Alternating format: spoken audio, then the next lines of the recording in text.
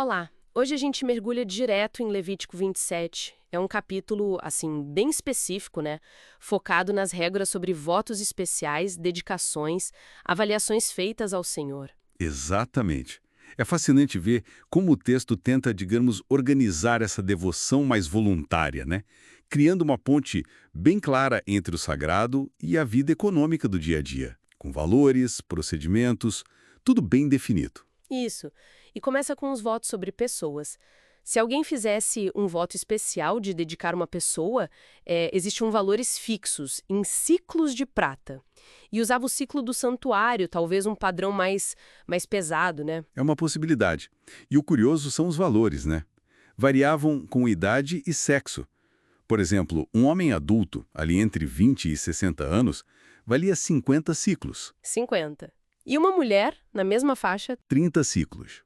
Essa diferença, bom, ela acaba refletindo e talvez até reforçando, né, as estruturas sociais da época, basicamente quantificando o valor produtivo ou status ali na esfera religiosa.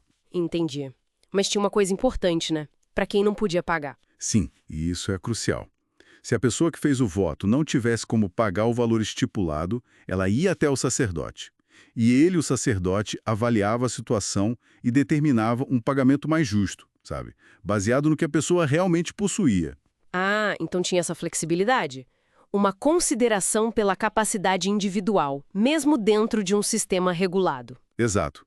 Mostra uma adaptação à realidade econômica de cada um. E passando para os animais, aí a lógica muda um pouco, né? Muda sim.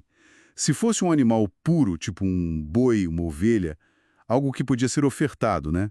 Se dedicado, ele se tornava santo, intocável mesmo. E tinha aquela regra curiosa, se tentasse trocar. Isso, se a pessoa tentasse trocar o animal dedicado por outro, mesmo que dissesse, esse aqui é melhor, não adiantava. Os dois, o original e o substituto, se tornavam santos. Nossa, uma forma bem direta de desencorajar qualquer um a tentar, digamos, renegociar um voto com Deus, né? Com certeza. Já com os animais impuros, aqueles que não serviam para sacrifício, era diferente.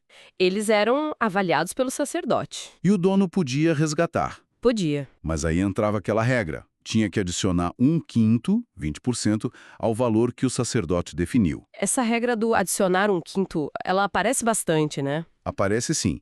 Para resgatar animais impuros, casas dedicadas, terras, é um padrão.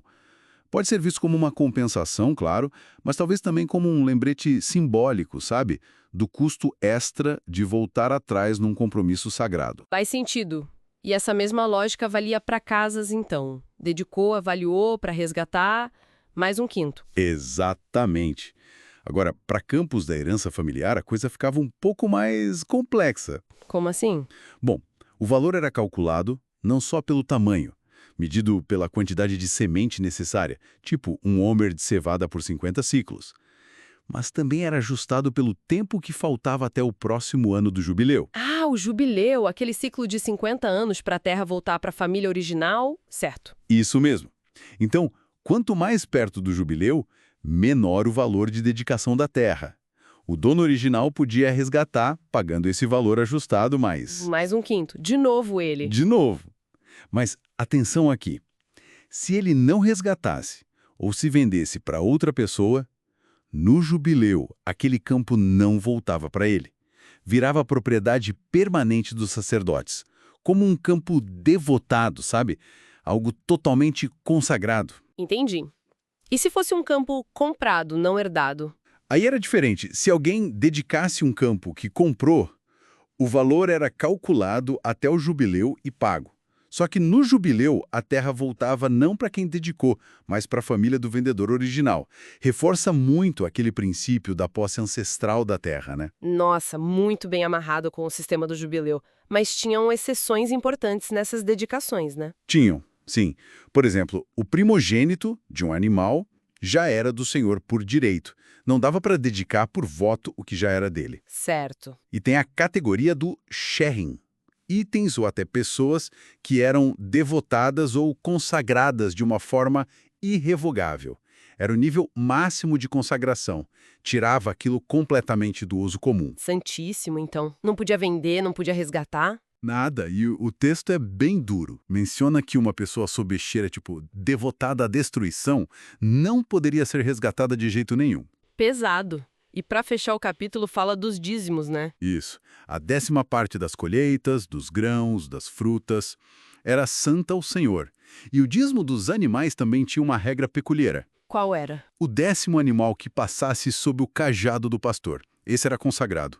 Sem escolher se era bom ou ruim, sabe? E também não podia trocar. O 10º que passasse era aquele. Exato. Curiosamente, se alguém quisesse resgatar a parte do dízimo dos grãos ou frutas, aí sim a regra do quinto extra voltava. Ah, mas pro dízimo animal não. Não, o dízimo animal, uma vez contado e separado, era santo e pronto, irrevogável, sem resgate.